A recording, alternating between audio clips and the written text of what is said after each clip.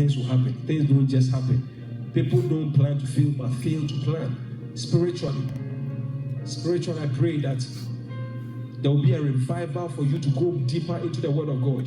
A revival to spend time in His presence, time in fasting, time in prayer, time in worship, time to go out and spread even the Word of God. Yeah. When you are now preoccupied with the things of the kingdom, for the Bible says, seek ye first the kingdom of God and its righteousness, and all other things, including your bills, all other things concerning your children, all other things concerning your marriage, your finances, all other things concerning your health will be also taken care of. But you are busy seeking first after material selfish gains. And when you are satisfied, now you want to look at God. When you are satisfied with your own selfish gain, now you want to think about the kingdom. We have twisted the word. To seek ye first the kingdom, now we are busy seeking first after dollar, seeking first after every other thing. And then we don't understand why every other thing we really desire, we can't have it because we are not seeking first the kingdom of God. If you make God your priority and you think about the kingdom and His will and His purpose and His counsel concerning your life, and you are busy, some of us will stop worrying about our own problems. Mother Teresa was an ugly woman who was not all that beautiful, but her life is now remembered because she wasn't saying, oh, I'm not looking beautiful, who is going to marry me? She started having impact on orphans, and because of that, the whole world saw her beauty. We are so busy. Me, my problems will always be there. Get busy with God, and a time will come, you even forget about your own problem. And by the time you realize, God will solve your problem without you even knowing and give you double for your trouble. But no, we think that we have to let God serve us first before we will serve Him. That is not Christianity. Because the Bible says, delight yourself in the Lord, and He'll grant you the desires of your heart. Delight yourself in the Lord. No, we are busy. I'm busy with my own agenda. I'm busy with my own dreams. I'm busy with my own problem. I'm busy. I don't have time. And you want the Lord to give you and I the desires of our heart. No wonder we are trying to catch after vapor or the wind.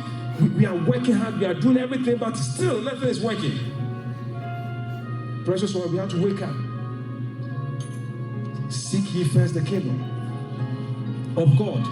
Some of us have really backslidden, fallen from grace, because the kind of Christianity we used to have, the kind of fellowship we had with Jesus, even where God picked us up, took us up from, and the kind of time we had for Him today, we don't give Him the same time because we are busy and we give all manners of excuse. In the next 4 months, God wants to bring restoration, but it starts with a change of attitude. If you don't change, if you want things around you to change, it must start from within. People want things to change from the outside. Things don't change from the outside. It first changes with you. When you change, then every other thing begins to change around you. Don't be expecting things to change when you yourself have been changed. Because the Bible says that as a man thinketh, so he is. As a man thinketh, so whatever you are feeding your mind will begin to cause you to think that way, and you begin to see the reflection all around you. Thank you, Lord. As a man thinketh. And how do you get your thoughts? It's about the things you are taking in. So if you are not spending time in the spiritual realm, in His word, in His service, in His presence, what are you thinking? And how are you coming? Some of us, our even philosophies about marriage, about finances, we learned it all from secular people, not even from the word of God.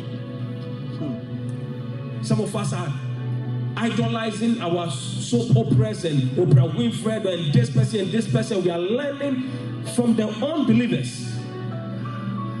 So the way we think, no wonder we are going through the same problems they are going through. How can you and I be a peculiar people, redeemed by the precious blood of Jesus Christ? How can a Christian be crying when unbelievers are also crying? Who is going to encourage who? Who has the Spirit of God in them? You should have been bringing the light to our darkness. So today I'm not speaking to you, I'm talking to myself. God is telling us, let's return back to our first love. Because there lies our blessings. There are some people, they belong to the devil.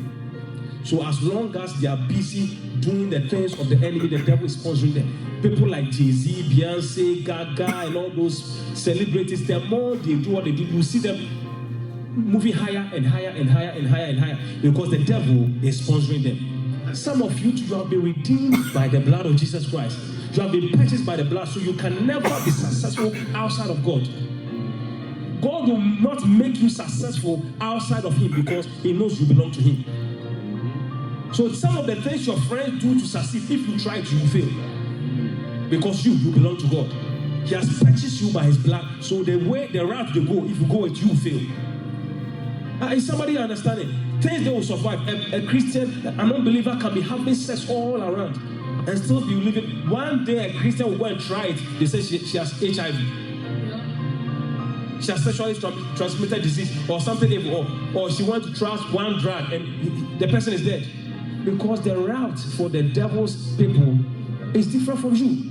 Your success is in Christ. Your blessing is in Christ because you are different from them. It's about time we start believing and knowing this. That what others do, I can't do it. I can't.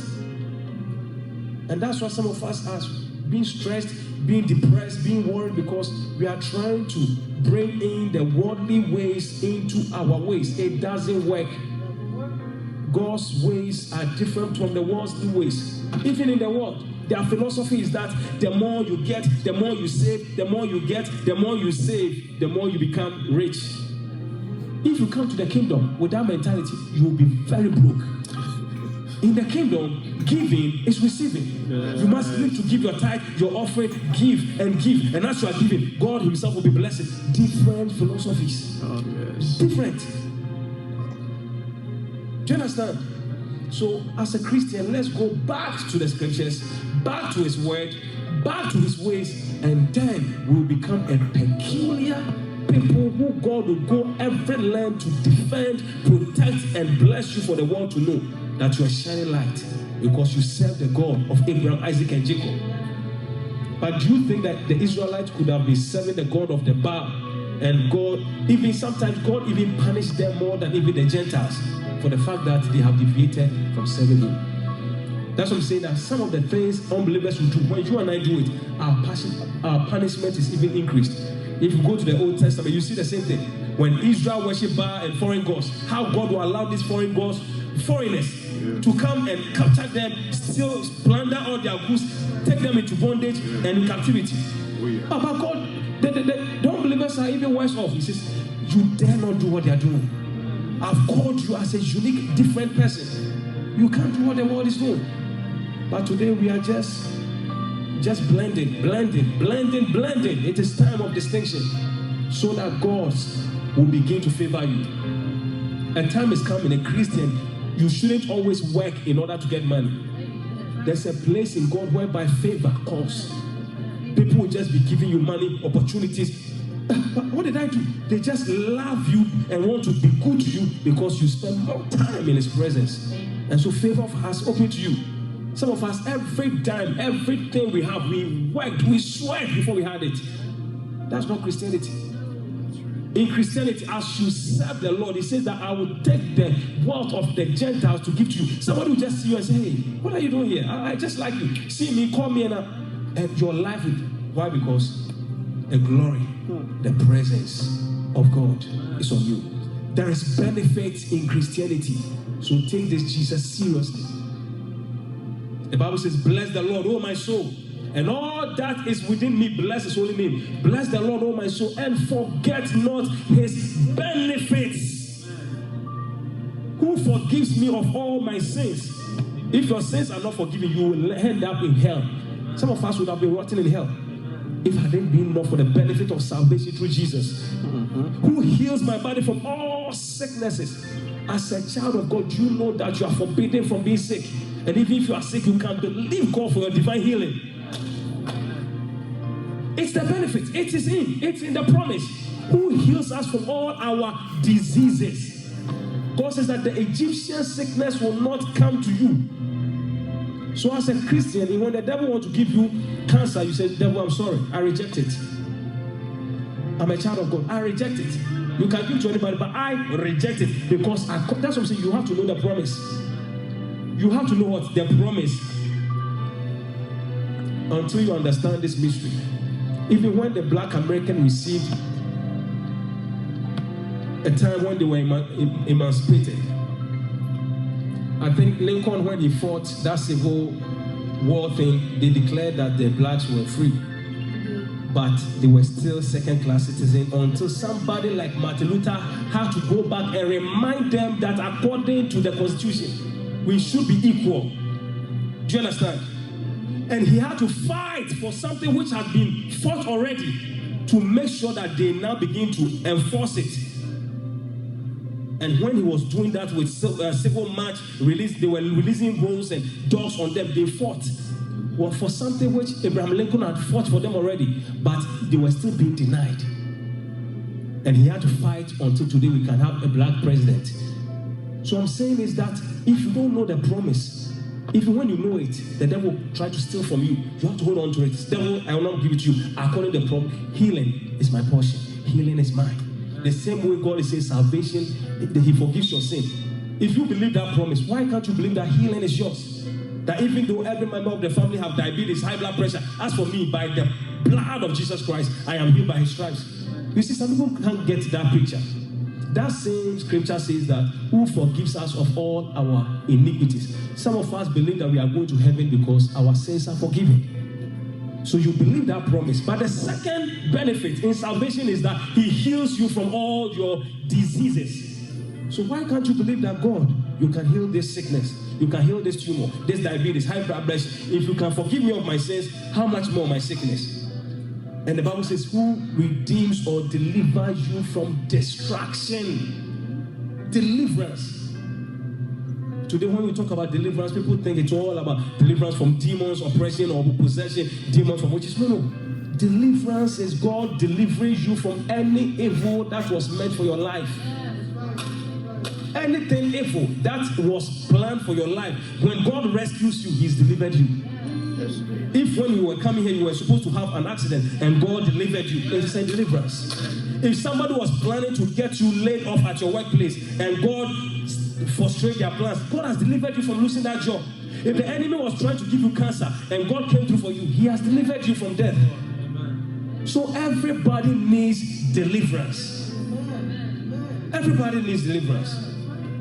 And some of us, you have no idea the benefit of God's deliverance in your life.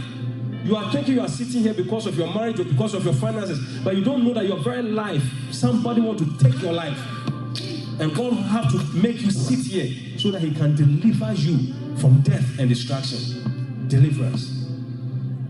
Everybody needs deliverance. Please, today in the church, they don't believe in deliverance because they think deliverance means, as I say, casting out of demons. No. Deliverance is anytime. Because somebody too was looking good until they went to check up and they say you have breast cancer. When the doctor tells you have breast cancer, you're about to die, what do? You need deliverance. You need God to come in. Because not everybody who goes through chemo lives. Some die.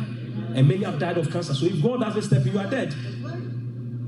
Some people lose their job, they lose their car, lose their house, and they become evicted and they are homeless. So if you lose your job and God has not delivered you, you also become homeless. Do you know why we need deliverance? Everybody. That's why in the Lord's Prayer, the Bible says that, lead me not into temptation, but Lord, deliver me from evil. Do you know the evil that is surrounding your life? And without your notice, God is delivering you and setting you free from the powers of darkness.